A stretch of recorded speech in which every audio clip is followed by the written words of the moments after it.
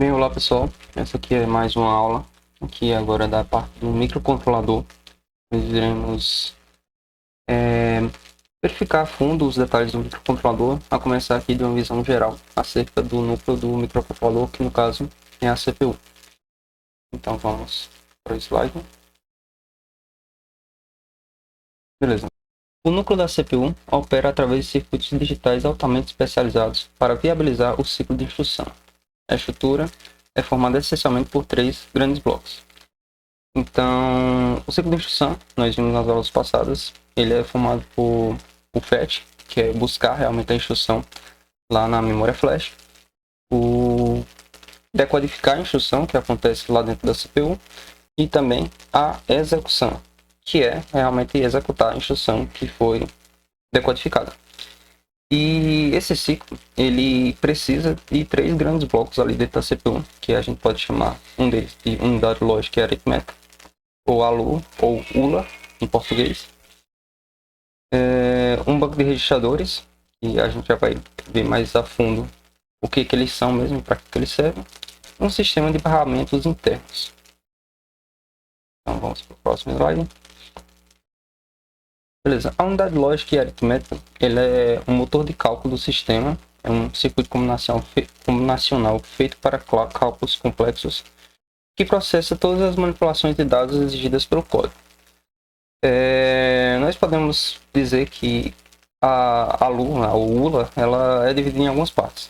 A primeira parte dela ela é focada em operações aritméticas. Ela executa cálculos matemáticos nativos, ou seja, cálculos de somas, subtrações, incrementos, decrementos de algum número e assim vai. E também ela pode fazer operações lógicas, que são operações booleanas, na realidade, tratar bits no seu íntimo ali. Então ela pode executar operações como deslocamento lógicos e também operações AND, OR, SHOR, NOT e bit shifts, certo? O AND ele vai verificar ali se dois espaços de memória eles contêm a informação positiva, ou seja, a informação 1. Aí se tiver ele retorna a informação 1 também. O OR ele vai verificar se pelo menos se os dois espaços de memória, pelo menos um deles tem o valor 1, né, o valor verdadeiro. E o SHOR é parecido, só que somente um deles ele vai verificar se é verdadeiro. O NOT ele vai verificar se o valor que está lá é zero. E o bit vai ficar deslocando os bits para ajudar em multiplicações e coisas do tipo. Na ALU, nós também temos as flags de estado. Flags de estado elas são bits de controle em um registrador específico e são utilizados após cada operação da ALU. Elas formam a base para as decisões de desvio condicional do processador, estruturas if else e laços while. Então, sempre que a ALU ela executa uma operação, ela atualiza bits específicos em um registrador de controle para informar o resultado. Por exemplo, se uma subtração de um valor com outro, uma operação que a ALU está fazendo, ela resulta em zero, a ALU ela levanta a zero flag, que é só uma flag para indicar que deu zero. É através dessas flags que a CPU toma decisões de desvio de código dentro do programa. Então, se uma estrutura dentro de um if, a condição lá dentro ela é verdadeira, a estrutura dentro do if é executada. Mas se ela não for verdadeira, a CPU tem que entender, né, de alguma forma que aquilo ali não vai ser executado, então ela vai ter que pular aquele bloco de if. Então é parte desse mecanismo que a ALU executa as operações corretas. Então tá aqui, exemplo, dados brutos, a operação de ALU, subtração, por exemplo, o resultado do cálculo é feito e mantido em um registrador, e em outro registrador tem um status binário para isso, que é levantado pela flag de estado da ALU. Agora vamos falar um pouco sobre registradores. Registradores, eles são posições de memória bastante importantes. Elas são posições de memória bem rápidas, mais rápidas de todo o microcontrolador que tem. Elas são construídas fisicamente ali lado a lado com a unidade lógica aritmética e operam exatamente na mesma velocidade do clock da CPU, sem nenhum ciclo de atraso a mais. A ALU ela não consegue executar cálculos diretamente com variáveis que elas estão na memória RAM.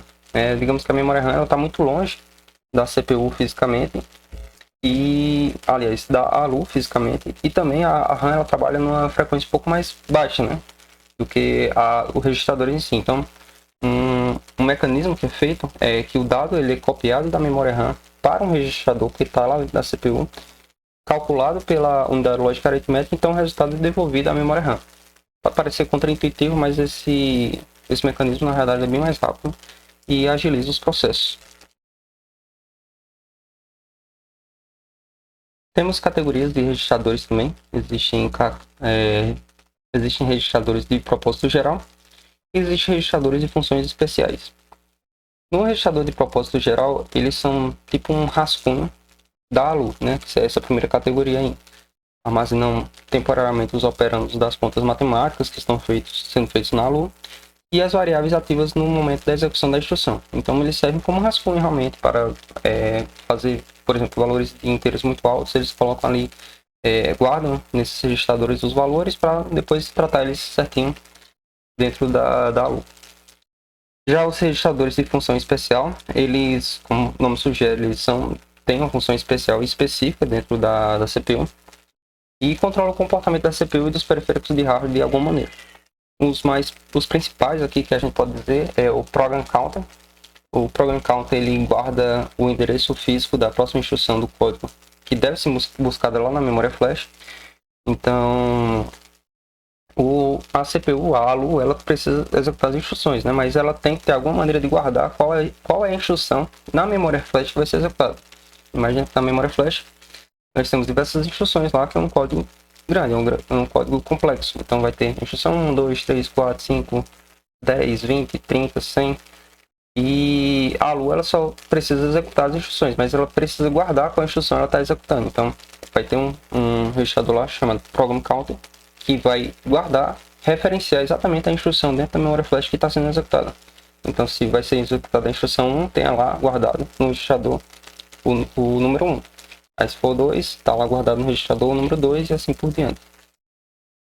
Tem também um registrador chamado Instruction Register, que armazena temporariamente a instrução atual que acabou de chegar da flash para que o circuito decodificador a traduza. Então, mais uma vez, né, em vez de eu pegar a instrução e decodificar ela a partir da memória flash, eu pego essa instrução e trago ela completa para o registrador ali próximo da unidade lógica aritmética. E também tem um status exist, né, que ele armazena algumas flags do sistema, como o resultado deu zero, como eu já falei, se o valor passou do tamanho do registrador, então ele levanta uma flag de overflow e assim por diante. Então esses aqui são o grupo de registradores geral que é utilizado na CPU. Temos também os barramentos internos, né? Barramentos internos eles são conjuntos paralelos de trilhas elétricas microscópicas ali no silício que interligam a ALU, os registradores e as memórias. Então, imagine que todas essas coisas são coisas separadas, né? Tem a unidade lógica aritmética, o grupo de registradores aqui, as memórias mais afastadas ainda, as memórias flash e RAM. Mas tudo isso aí precisa se comunicar e interagir uns com os outros. Então tem esses conjuntos paralelos de trilhas que fazem essa comunicação. Nós também podemos dividir ela em algumas partes, né? Tem barramentos de dados, barramentos de endereços e barramentos de controle. Um barramento de dados é transportada a informação em si, ou seja, o valor das variáveis que são buscados na memória RAM. O barramento de endereços transporta o endereço da posição de memória física que a CPU deseja ler ou escrever algum dado. A largura desse barramento ele dita a quantidade máxima de memória que o chip consegue endereçar. E também temos o barramento de controle. Ele transporta os pulsos de sincronização. Ele carrega, por exemplo, o sinal de clock, os sinais que avisam se a operação é de leitura ou escrita, sinais de reconhecimento e até interrupções de hardware. Isso aí é mais para sinais realmente de controle do sistema, né? Que não são diretamente dados, informação. Uma coisa interessante sobre o barramento de dados é que ele tem um impacto na arquitetura do próprio microcontrolador. A largura do barramento de dados, você vê aí que a imagem tem uma trilha somente de dados, mas poderiam ser 8 trilhas de dados, ou 16 trilhas de dados, ou 32 trilhas de dados. Aqui é só uma ilustração, certo? A largura desse barramento ele define se o microcontrolador é de 8, 16 ou 32 bits, por exemplo. Um microcontrolador de 8 bits, como o Arduino Nano, ele, por exemplo, ele precisaria de múltiplos ciclos de clock e múltiplos ciclos da memória para processar uma variável long int, que possui 32 bits. Então, ela demoraria mais para executar a mesma instrução, enquanto um microcontrolador como o ESP32, que é um microcontrolador de 32 bits, processa esse mesmo dado, né, o long int, em uma única passada. Eu vou mostrar isso aqui no próximo slide, basicamente. Nós temos aqui que, por exemplo, um microcontrolador de 8 bits, que é um Arduino Nano, ele exige múltiplos ciclos de clock e 4 idas consecutivas à memória para transportar um pacote completo, né? Nesse exemplo aqui é um processamento de uma variável de 32 bits. Então, o que acontece? Ele busca na memória RAM os 8 bits primeiros, certo? Depois mais 8 bits da informação, depois mais 8 bits, depois mais 8 bits. Então, aqui ele completou os 32 bits, mas ele precisou de 4 idas consecutivas à memória. Já no microcontrolador de 32 bits, como o ESP32, ele não precisa fazer isso, porque o barramento é de 32 bits. Então ele consegue fazer isso em uma única passagem. Então nós temos aqui o 5 de instrução um pouco mais maduro, um pouco mais entendível em nossas mentes, como é que funciona realmente. Nós temos o fetch, que ele busca a instrução na memória flash e é guiado sempre pelo endereço do program counter, do registrador program counter. Então ele sabe exatamente qual vai ser a busca da memória, busca da instrução na memória flash certo, se é a instrução 1, se é a instrução 2, se é a instrução 3 e assim vai. Temos o decode. O decode ele é uma tradução lógica da instrução que é mantida no instruction register. Então a instrução é pega lá na memória flash e trazida diretamente para um registrador lá dentro da CPU através do barramento de controle.